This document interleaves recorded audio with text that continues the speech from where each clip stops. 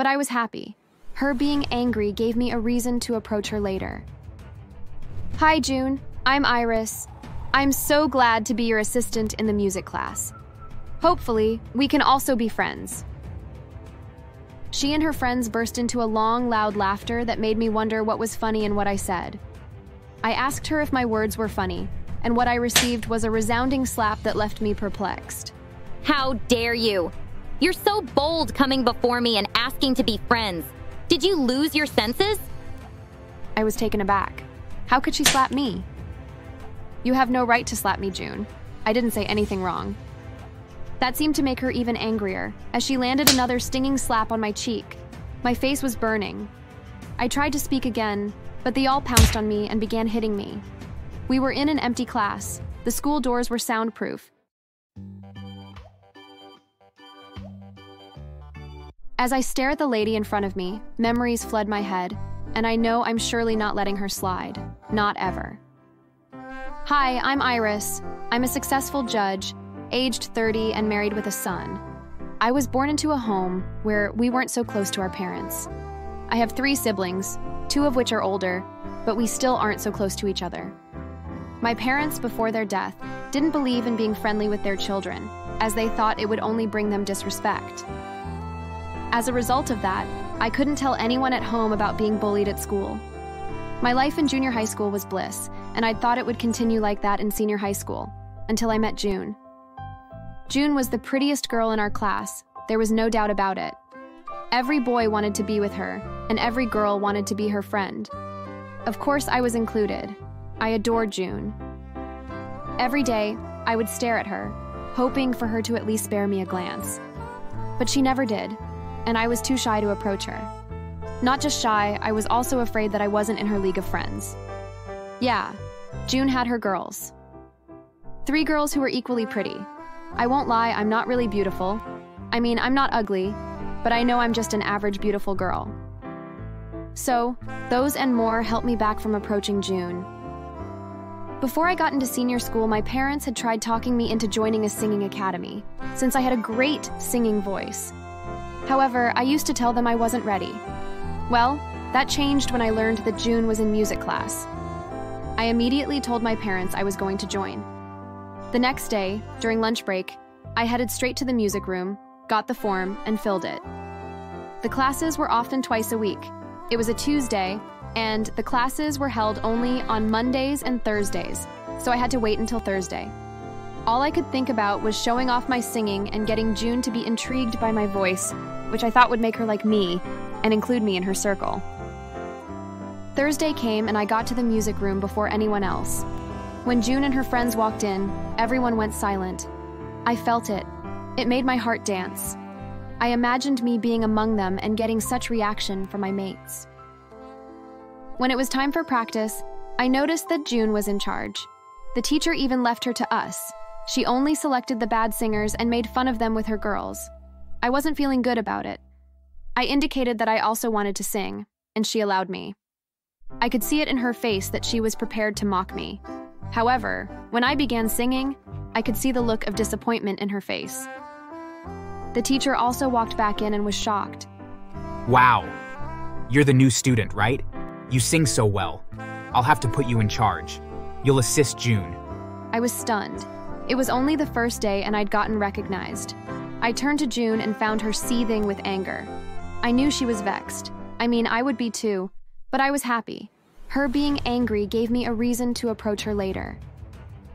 Hi, June. I'm Iris. I'm so glad to be your assistant in the music class.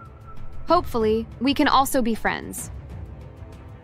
She and her friends burst into a long, loud laughter that made me wonder what was funny in what I said.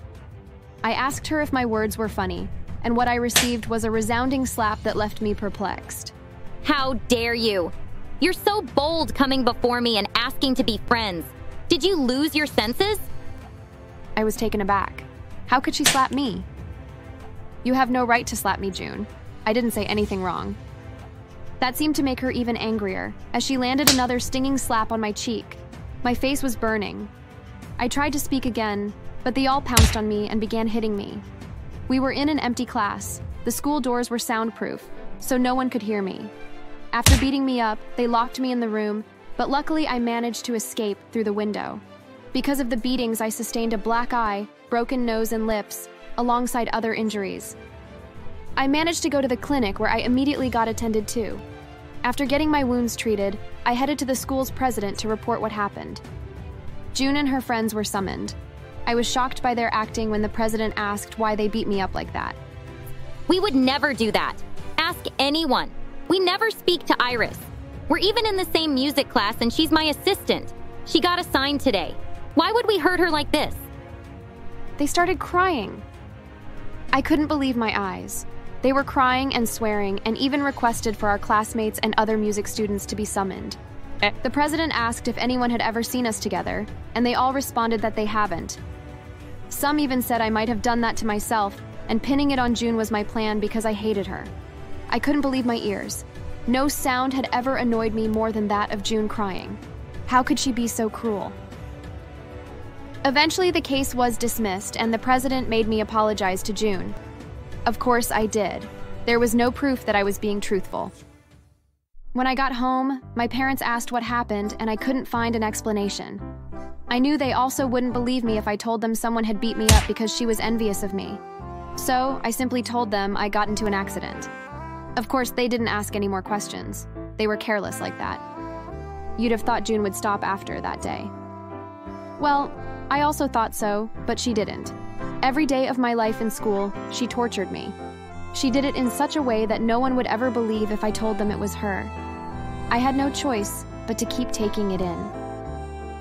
One time, during music class, I sang so well that the teacher made the students vote on who should be the leader. According to her, I sang better than June and should be in her position. Well, the students worshiped June, so no one voted for me. I did lose, but the teacher told me if I continued that way, I'd have to switch positions with June, irrespective of the vote. I looked at June, and she seemed to have no expression on. I thought she didn't care, so I looked away. However, in the bathroom, later that day, June and her friends suddenly attacked me with a bucket filled with cold water. I screamed as they emptied it on me. That's to teach you to not try too hard next time. You'll never be anywhere close to me. Got it? I nodded in tears and was about to walk out. Of course, not before June hit me with the bucket until it broke. I was embarrassed and in heavy tears, wondering how I'd walk about that day with wet clothes hugging my skin. After crying for a few minutes, I headed out of the bathroom and hurried to the clinic, ignoring the curious eyes following me. I reached there and one of the nurses was kind enough to help me dry my uniform. I sat with a towel in one of the wards. It took about 40 minutes before she finally returned with it. I put it on and returned to class, tired and sad. June didn't stop there. At one point, I was forced to quit music class, hoping she would stop attacking me, but she didn't. They made it their life goal to always attack me in the toilet. It got so bad that I stopped going there out of fear. They were either pouring me water, trapping me in their middle and raining slaps on me, or forcing me to mop the floor with my long hair, which June particularly hated. One day I was so pressed that I knew I would pee in my pants if I didn't go to the toilet. I had to rush there when the urge got worse.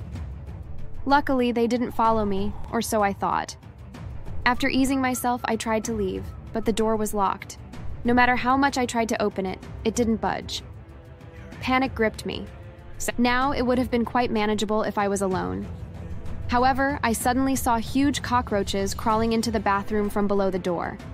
I let out a scream and jumped on the sink. I've always had a great fear of roaches. I knew they wouldn't come on their own in such numbers. Then it struck me. June and her friends were behind it. I screamed at the top of my voice, calling for help. I heard June and her friends giggle as they left. I prayed fervently that someone would open the door.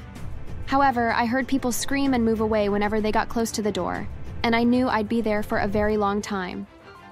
Eventually, after nearly an hour of crying in there and nearly having a panic attack, someone opened the door.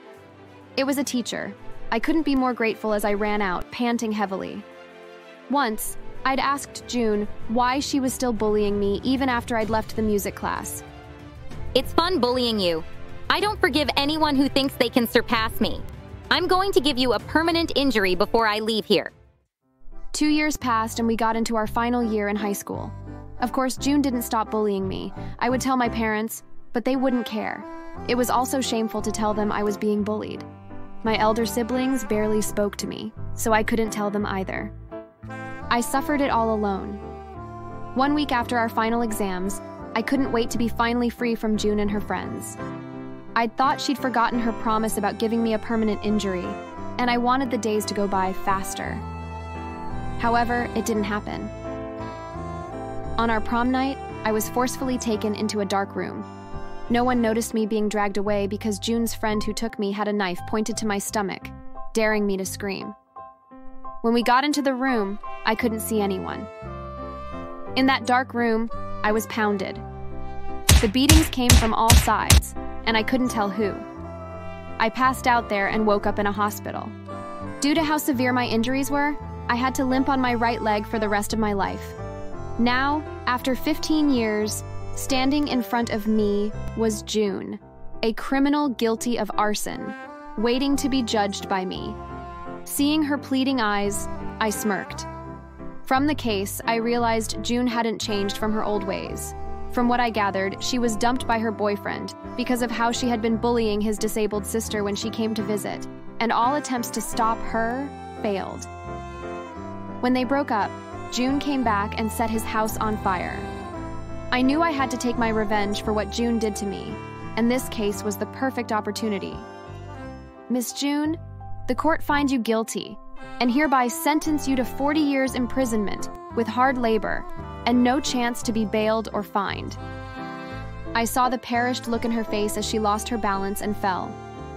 However, even with the extra years added to the years she was meant to receive, I wasn't satisfied. To satisfy my anger, every month, I visited June in jail. She was kept alone in a room where I torture her to my satisfaction. That was therapy for me. If you were me, would you do more?